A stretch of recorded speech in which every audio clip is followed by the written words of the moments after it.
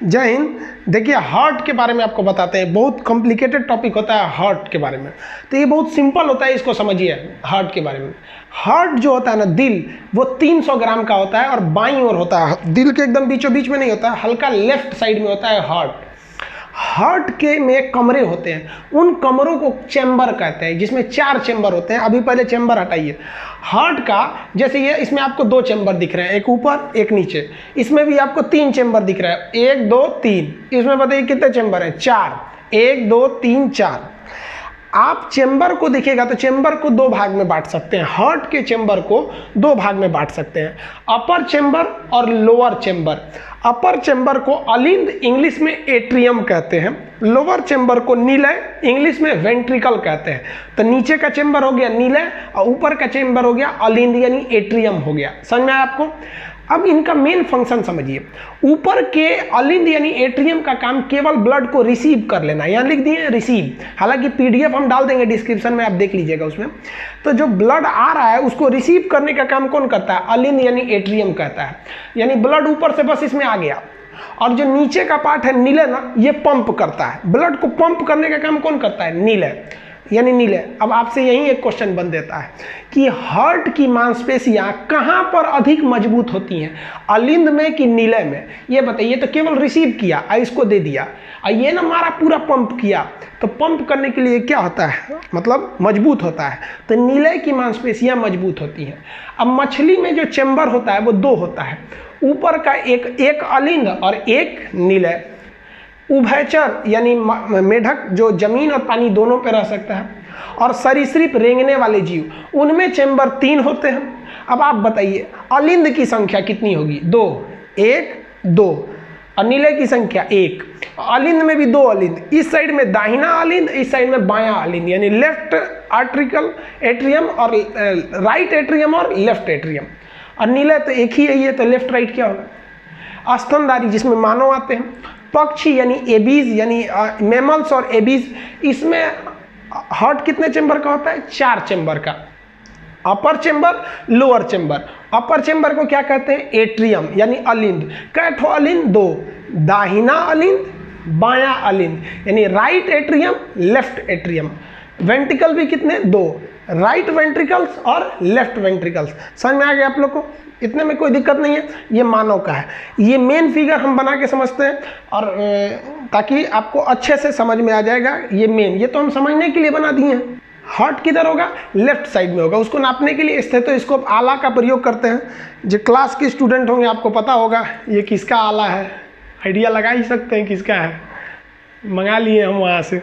तो इससे हम लोग क्या नापते हैं? हार्ट में हार्ट बीट ठीक ठाक चल रहा है कि नहीं, ये लेफ्ट साइड में होता है। तो इसका आप स्क्रीनशॉट लीजिए, फिर हम हार्ट के बारे में आपको पढ़ाते हैं। देखिए हार्ट हम बनाने का तरीका समझते हैं, हार्ट बनता कैसा है। तो इसके लिए एक सिंपल तरीका है। एक हम सबसे पहले नीले बनाता है, ये हो गया आपका लेफ्ट साइड का, ये वाला हिस्सा जो होता है ये लेफ्ट होता है, ये लेफ्ट हो गया। और इधर के हिस्सा हो गया ये राइट होता है, तो ये हम लिख देते हैं राइट। तो ये राइट हो गया और ये वाला हिस्सा हो गया लेफ्ट। अब देखिए, तो ये एक बाएं, ये हम यहाँ पे एक नीला बना देते हैं, सेम साइज का बनेगा दोनों नीले। देखिए ध्यान से, अब ये एक हो गया,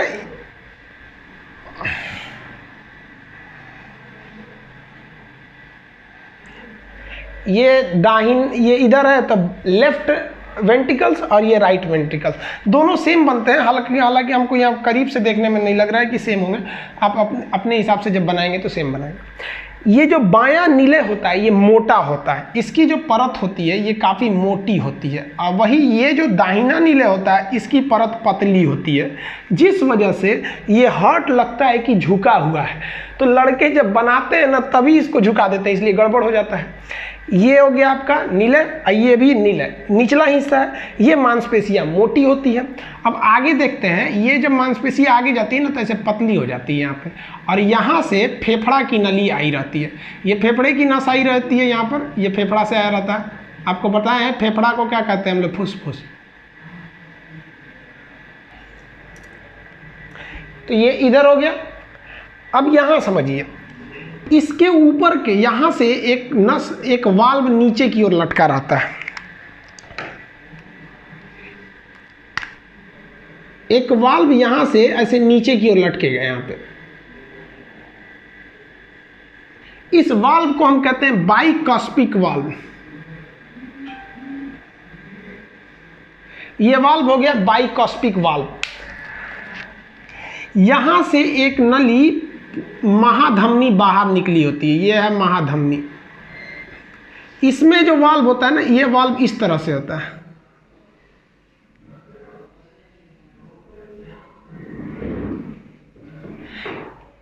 इस वाल्व को कहते हैं एरोटिक वाल्व। ये क्या चीज है? एरोटा है। एरोटा याद कीजिए, महाधमनी। आपको इससे पहले वाले पार्ट में हम आपको महाधमनी पढ़ाए थे, तो ये एरोटा महाधमनी है। इसका काम क्या है, ध्यान से देखिएगा। जब लंग्स में से ये क्या आ रहा है? फुसफुस। लंग्स में से आ रहा है फुसफुस। लंग्स एक शरीर का पार्ट है। वह नस जो शरीर के पार्ट से आती है उसे हम क्या कहते हैं? सीरा कहते हैं। तो ये फुसफुस सीरा हो गया। तो ये क्या हो गया? फुसफुस सीरा। फेफड़े से जब ब्लड आता है तो आप बताइए, ये तो इधर गिरेगा और वापस इस रास्ते से ये जा नहीं पाता है, इस रास्ते से ये जा नहीं पाएगा। तो ये एक वाल्व का काम करता है, वापस नहीं जा पाता है, अतः ये वाल्व का काम करता है। तो इस वाल्व को हम कहते हैं बाइकॉस्पिड वाल्व। क्या कहेंगे? बाइकॉस्पिड वाल्व कहते हैं। और ये जो वाल्व है, ये कहाँ जा रहा है? ये नस पूरे शरीर में ब्लड को लेके जा रहा है, पूरे शरीर में। अब ये भी जरूरी है कि ये वापस ना गिर जाए। तो देखिए, ये वापस गिरेगा तो ये वाला बंद हो जाएगा, और ये ऊपर जाएगा तो ये वाला बंद हो जाएगा। तो ये महाधमनी में जा रहा है, इसलिए इसे कहते हैं एरोटिक वाल्व। और ये नीले में जा रहा है, इसे कहते हैं हम लोग बाइकॉस्पिड वाल्व। अब ऐसे ही फिगर इधर भी बनेगा। देखिए, अब शरीर में ब्लड कैसे आएगा? यहाँ से महाधमनी से ब्लड आता है, महाधमनी से ब्लड चला आता है शरीर में। महाधमनी को हम लोग क्या कहते हैं? Vena cava. Vena cava. Vena cava को हम क्या कहते हैं? सॉरी, महाशिरा। वेना कावा को क्या कहेंगे? महाशिरा। ये शरीर से ब्लड को लेकर आता है, और ये क्या करता है? ये जो ब्लड यहां से ले आएगा तो ये ब्लड तो अलिंद में पहुंचेगा, ऊपरी भाग अलिंद में। तो अलिंद से ब्लड को नीचे गिराने के लिए एक यहाँ वाल्व रहता है, ताकि ये ब्लड को नीचे गिरा सके। तो यहाँ नीचे गिराने के लिए एक वाल्व लगा रहता है। तो इस साइड के वाल्व को हम कहते हैं ट्राइकॉस्पिड। इसको कहते हैं बाइकॉस्पिड, ये इधर गिराता है। ट्राइकॉस्पिड, ये इधर गिराता है। अब ये जो ब्लड आया है, इसको वापस फेंकना है, पंप करना है। तो इसको पंप करने के लिए एक अलग से नली होती है, ये नली अलग से हो गई।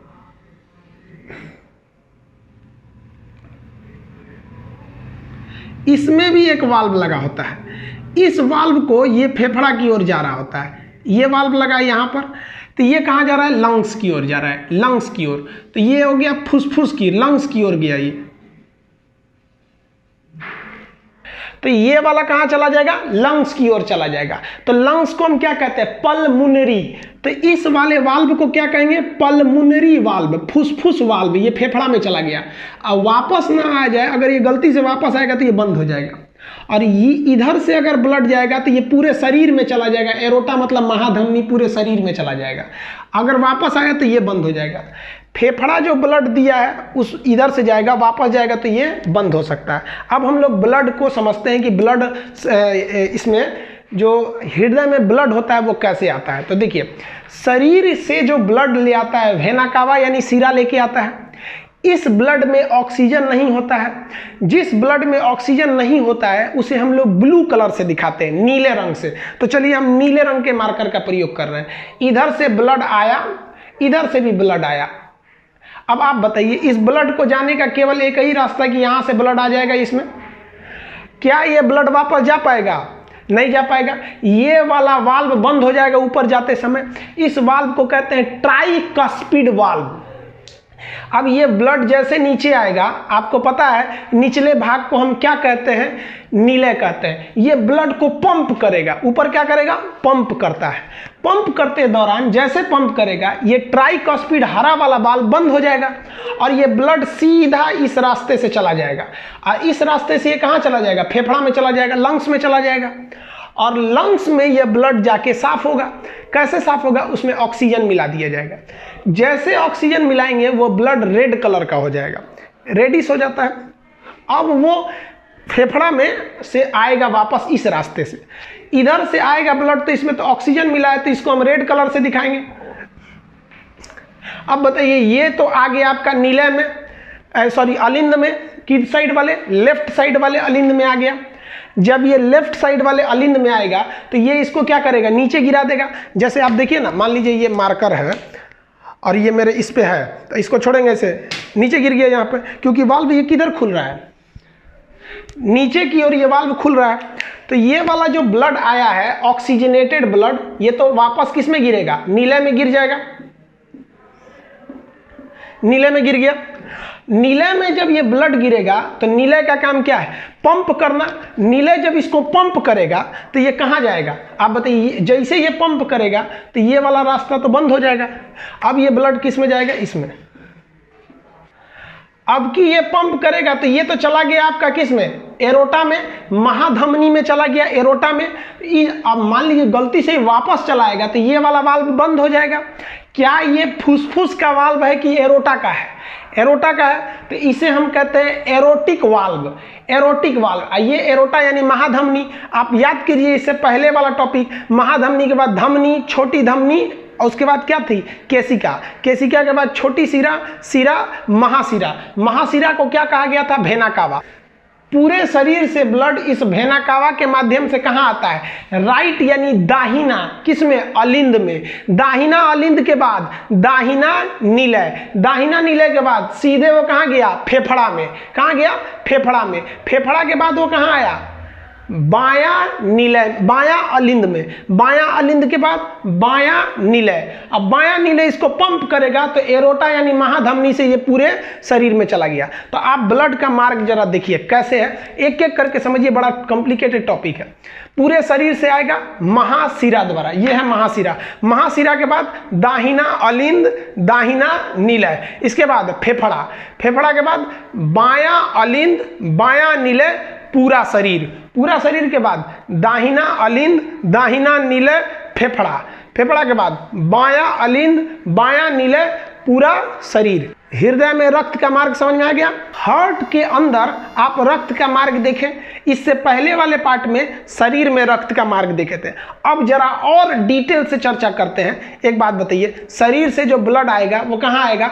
दाहिना अलिंद। कहाँ गया? दाहिना अलिंद। दाहिना अलिंद के बाद दाहिना नीलय। अब जरा रुकिए, ये वाली जो धमनी है ये तो हृदय से जा रही है इसलिए धमनी होगी, और यह धमनी कहाँ जा रही है? फेफड़ा में। अतः इसे क्या कहेंगे? फुसफुस धमनी। ये फुसफुस धमनी में जो ब्लड जा रहा है वो शुद्ध थोड़े है। देखिए ना, अशुद्ध आया है, अशुद्ध जा रहा है, ये तो शुद्ध होने जा रहा है ना फेफड़ा में। फेफड़ा के बाद आएगा फुसफुस सिरा। हालांकि सिरा में अशुद्ध बहता है लेकिन ये फेफड़ा से आ रहा है इसलिए इस सिरा में शुद्ध बहेगा। ये हम आपको सर्कुलेशन में पढ़ा दिए थे ब्लड में। तो अब ये आप इन नसों को भी शामिल कीजिए। कैसे आएगा बाबू? शरीर से कहाँ आएगा? दाहिना अलिंद, दाहिना नीलय, फुसफुस धमनी। फुसफुस धमनी के बाद फुसफुस। फेफड़ा को क्या कहते हैं? फुसफुस, क्योंकि धीरे धीरे फुसफुस आवाज करता है। तो ये फुसफुस में गया। वापस जब आएगा फुसफुस सिरा, बायां अलिंद, बायां नीलय, बायां नीलय के बाद महाधमनी यानी एरोटा, महाधमनी। समझ में आ गया? तो ये आप समझ में आ गया ब्लड में। तो हम आपको जब हार्ट बता रहे थे, जब धमनी पढ़ा रहे थे, तो आपको बताए थे हार्ट के अंदर 6 हिस्सा होता है, मतलब चेंबर 4 होते हैं लेकिन 6 जगह ब्लड जाएगा। कहाँ कहाँ देखिए तो? दाहिना अलिंद पहला, दाहिना नीलय दूसरा, अब फुसफुस धमनी तीसरा। तो एक और 3 ठो, तो इधरों 3 ठो रास्ता होगा। कौन कौन सा? फेफड़ा से आएगा तो फुसफुस सिरा, बायां अलिंद दूसरा हो गया, अब बायां नीलय 3 हो गया। तो एक इधर से भी हो गया हिस्सा आने का। तो यहाँ देखिए ध्यान से। और अगर बाहरी नस को भी लीजिएगा तो 4 ठो इधर हो जाएगा, 4 ठो इधर हो जाएगा। तो धीरे धीरे हम संख्या बढ़ा रहे हैं। पहले आपको 4 चेंबर बताएं, फिर 6 रास्ते बताएं, अब 8 रास्ता देखिए। पहला रास्ता महाशिरा, यहां से ब्लड आया, महाशिरा पहला, दाहिना अलिंद दूसरा, दाहिना नीलय तीसरा, अब फुसफुस धमनी चौथा। 4 इधर हो गया, पहुंच गया कहां? फेफड़ा। फेफड़ा कॉमन है, पहुंच गया फेफड़ा में। अब फेफड़ा से आएगा तो इधरों 4 ठो, देखिए कौन कौन, फुसफुस सिरा एगो, बायां अलिंद 2 ठो, बायां नीले 3 ठो और महाधमनी 4 ठो। तो 4 इधर भी हो गया। तो ये धीरे धीरे करके रास्ता आप बढ़ाना पड़ेगा। हार्ट में कितने चेंबर? 4, 1 2 3 4। इस साइड में कितना वाल्व? 2 ठो, इस साइड में भी 2 ठो। तो हार्ट में कितने वाल्व? 4। ये देखिए, ये महाधमनी यानी एरोटा की ओर जा रहा है तो एरोटिक वाल्व, ये नीले की ओर खुल रहा है तो इसे कहते हैं बाइकस्पिड, ऐसे कहते हैं ट्राइकस्पिड। ये फुसफुस की ओर जा रहा है इसलिए पल्मोनरी वाल्व। समझ में आया? अब वाल्व को भी शामिल कीजिए। आप देखिए कितना कॉन्सेप्ट क्लियर हुआ है। देखिए, आप सभी प्रकार के मार्ग को और सभी प्रकार के वाल्व को शामिल कीजिए। देखिए आपका कंसेप्ट क्लियर है कि नहीं है। वेना कावा मतलब होता है महाशिरा। महाशिरा से आएगा, कहां जाएगा? महाशिरा, दाहिना अलिंद, उसके बाद कौन से वाल्व को पार करेगा? ट्राइकॉस्पिड वाल्व, दाहिना नीले यानी राइट नीले। अब ये कौन से वाल्व को पार करेगा? पल्मोनरी वाल्व, क्योंकि फेफड़ा में जा रहा है वाल्व लगाना जरूरी। पल्मोनरी वाल्व, ये नस का नाम क्या है? फुसफुस धमनी। कहाँ गया? फेफड़ा में। फेफड़ा से आएगा कहां पर? फुसफुस सिरा। फुसफुस सिरा के बाद बायां अलिंद यानी लेफ्ट एट्रियम। इसके बाद कौन सा वाल्व पार करेगा? ये वाला। इसे कौन सा कहते हैं? डाइकॉस्पिड वाल्व। तो ये हो गया डाइकॉस्पिड वाल्व। कहां आ गया? बायां लेफ्ट वेंट्रिकल्स, बायां नीले। ये पंप करेगा तो कौन से वाल्व को पार करेगा? Erotic valve. एरोटिक मतलब क्या होता है? महाधमनी। इसके बाद कहां गया? ये एरोटा यानी महाधमनी। महाधमनी से पूरे शरीर में फैल गया। तो ये आपके हार्ट का पूरा एनाटॉमी हो गया। अब समझिए हार्ट के चेंबर कितने? 2। ये दाहिना अलिंद, दाहिना नीले, बायां अलिंद, बायां नीले। चेंबर हो गए 4। क्वेश्चन पूछा था एग्जाम में ना, हार्ट की कितनी परतें होती हैं? तो हार्ट की परत देखिए, ये बाहरी परत को कहते हैं पेरिकार्डियम। कार्डियक मतलब होता है हार्ट। बाहरी परत को कहते हैं पेरिकार्डियम, अंदर वाले को कहते हैं इंडोकार्डियम। अंदर वाला कौन सा परत हो गया? इंडोकार्डियम। तो आंतरिक परत इंडोकार्डियम, बाहरी परत पेरिकार्डियम। बीच की मांसपेशियों को कहते हैं हम लोग मायोकार्डियम। बीच की इन मांसपेशियों को हम लोग क्या कहते हैं? मायोकार्डियम।